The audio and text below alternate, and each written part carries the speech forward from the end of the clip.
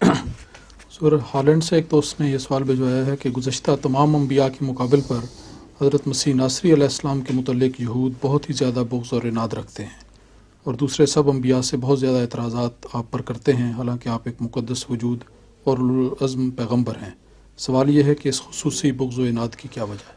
اول تو یہ دعویٰ غلط ہے۔ بائبل میں سموئیل وغیرہ کی کتاب پڑھ لیں، جہاں تک کردار پر حملوں کا تعلق ہے، حضرت داؤد پر، حضرت سلیمان پر، دیگر انبیاء پہ بڑے سخت حملے ہوئے ہیں۔ شرک کا حملہ، عورت کی خاطر خدا کو چھوڑ دینا، بت پرستی کرنا، ان میں سے کوئی الزام بھی حضرت مسیح میں نہیں لگا۔ تو ایک فرضی بات بنائی گئی ہے، سوال کرنے والے نے فرضی بات اس لیے گھڑی ہے کہ مسیح کا ذکر بہت چلتا ہے، تو ان کے دماغ پر اور بائبل پڑھی نہیں، تو ایک فرضی نتیجہ نکال لیے۔ اس لیے میں کہا کرتا ہوں کہ جب علمی سوال کرنے ہوں تو حوالہ دیا کریں۔ جس سے پہلے بھی ایک علمی سوال بنایا گیا، اس کا کوئی بھی حوالہ نہیں، اور ہمارا سب کا اس طرح وقت ضائع ہوگا۔ یہ مجلس کوئی مقامی مجلس تو نہیں ہے، اتفاقاً جو مرضی پوچھ لو، یہ عالمی مجلس ہے، اور اس میں سب کے وقت کی قیمت کی ہم پر ذمہ داری ہے، سمجھ گئے؟ اس لیے سوال ہی غلط ہے۔ بغض و عناد جو ہے آخری صورت وہ اس لیے ہے کہ وہ ایک انقلابی نبی تھے جن کے اندر مسیحیت کے لقب نے ایک الگ مقام پیدا کیا ہے۔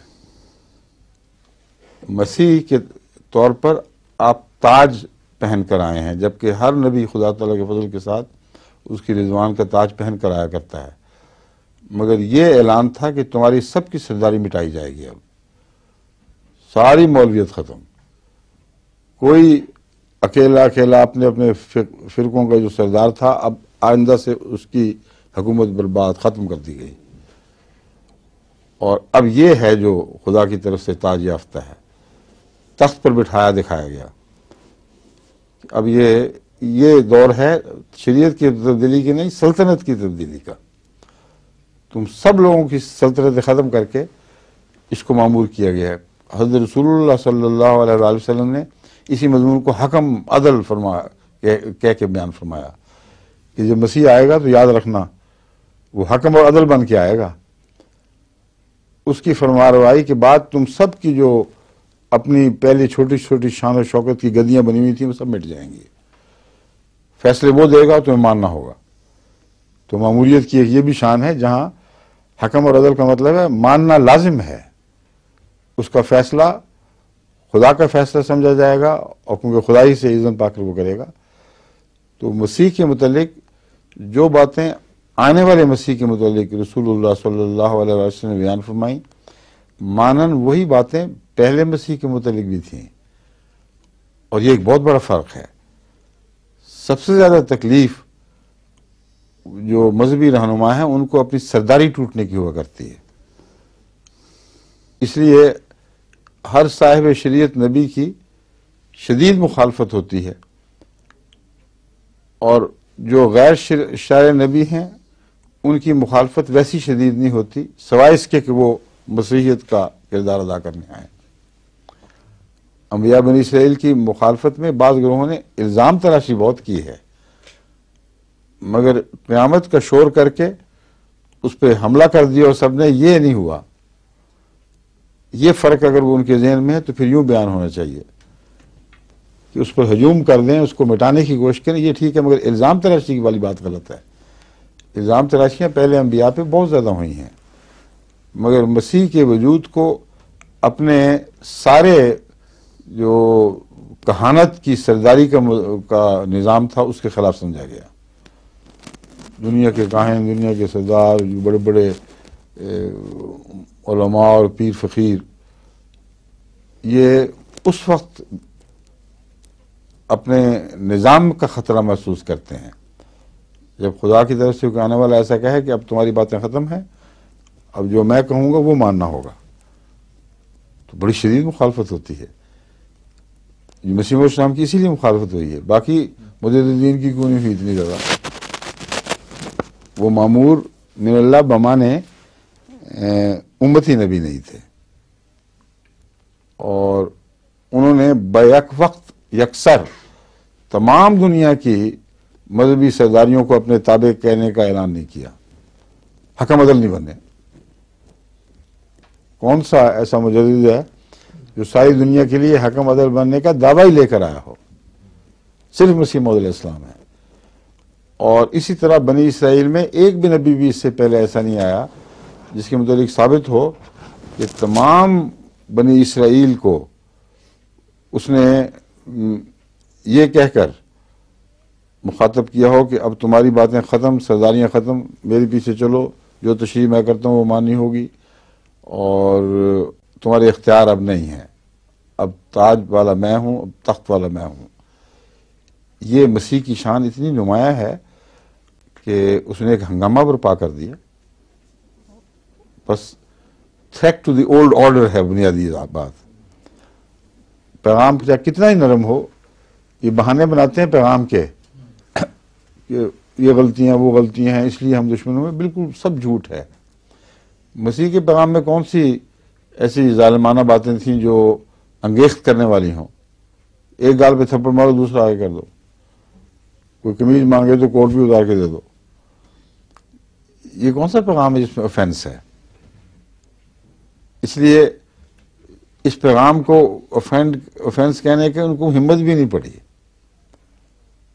بس یہ کہتے تھے تاج ہے نا تمہارے پاس، تاج کہاں ہے دکھاؤ، تخت کہاں ہے تمہارا، آسمان سے تمہارا پہلے اترنے والا کیوں جسمانی طور پر نہیں اترا؟ یہ عذر رکھے ہوئے تھے۔ اس کے نتیجے میں اتنا غصہ کہ کسی کو سولی پہ چڑھا دو، یہ تو ہو ہی نہیں سکتا۔ یہ یقین تھا ان کو کہ اس شخص میں انقلاب کی طاقت ہے، اور یہ غیر احمدی علماء کو حضرت مسیح موعود علیہ السلام کے زمانے میں بھی دل میں یقین تھا، اب اس نے انقلاب برپا کر دینا ہے، ہماری سرداریاں ختم۔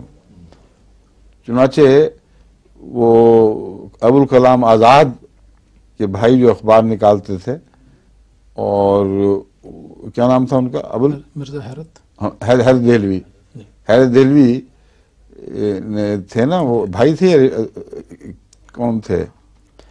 یہ عبارت ابوالکلام کی طرف بھی منسوب کی جاتی ہے، میں اس لیے کہہ رہا ہوں۔ چلی ہوئی ہے ہمارے بعض مناظرین اور علماء کے درمیان یہ کس کا کلام ہے، مگر مرزا حیرت دہلوی نے جو تبصرہ لکھا اس میں یہ اس بات کا اقرار کیا کہ ہمیں اختلاف تھا، مرنے والے سے یہ تھا وہ تھا، مگر اس سے انکار نہیں کہ اس کی مٹھی میں انقلاب کے تار الجھے ہوئے تھے، اس کی انگلیوں کے ساتھ۔ اس کی مٹھی میں وہ طاقت کی وہ بیٹریاں تھیں جس نے ایک زلزلہ برپا کر دیا ساری مذہبی دنیا میں۔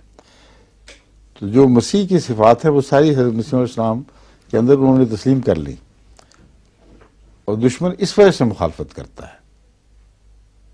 وہ جانتا ہے کہ اب ہمارا دور لد گیا، اب ایک نیا دور آنے والا ہے۔ ان سب کی یہ وجہ مخالفت کی، مولوی جتنے بھی لگے ہوئے بیچارے وہ جانتے ہیں احمدی ہوئے لوگ تو سرداریاں ختم، ان کی نہ پیر کی گدی رہے گی، نہ فقیر کی، نہ مولوی کی سرداری۔ جب خلافت کا نظام آ جاتا ہے تو اس کے بعد یہ مسیح السلام کا تو اصل تو وہی مقام ہے نا، مگر آپ کی نمائندگی میں آگے خلافت کا نظام چل پڑا ہے۔ وہ مولوی پیر فقیر کہاں جاتے ہیں؟ کچھ بھی نہیں رہتے۔ احمدیت میں کہاں ہیں؟ سب علماء اپنے مقام کو سمجھتے ہوئے، اور ان کے جتنے بڑے عالم اتنا ہی بڑا ان کے اندر انکسار، اور اگر وہ احمدیت سے باہر ہوتے تو انہوں نے پتہ نہیں کیا کیا دعوے کر بیٹھنے تھے۔ حضرت مولوی غلام رسول صاحب راجی کی حیات قدسی پڑھ کے دیکھیں۔ یہ دوسری جو گدیاں نا آج کل آپ کو دکھائی دے رہی ہیں، اگر حضرت مولوی راجی کی صاحب کو بفرض محال یہ مقام ملتا مسیح موعود سے الگ، تو اس وقت وہ ان چوٹی کے بزرگوں میں شمار ہوتے جو انقلاب برپا کر دیا کرتے ہیں، جن کی احترام میں کثرت کے ساتھ جوک در جوک لوگ دوڑتے ہیں ان کی طرف، اور یہ ان کی بھی ایک گدی بن جانی تھی بڑی زبردست۔ لیکن انکسار کا یہ حال، حضرت خلیفہ مسیح کا ایک لفظ سنتے تھے تو فوراً آمنا وصدقنا، اپنا سب خیال چھوڑ کے ایک طرف ہو جاتے تھے۔ یہ جو بات ہے یہ عدل، حکم عدل کی نمائندگی میں عطا ہوتی ہے، اس کے بغیر نہیں ہو سکتی، اور یہ جو دنیا دار ہیں یہ برداشت نہیں کر سکتے اس بات کو۔ کہ ہماری گدیاں ختم ہوں. اور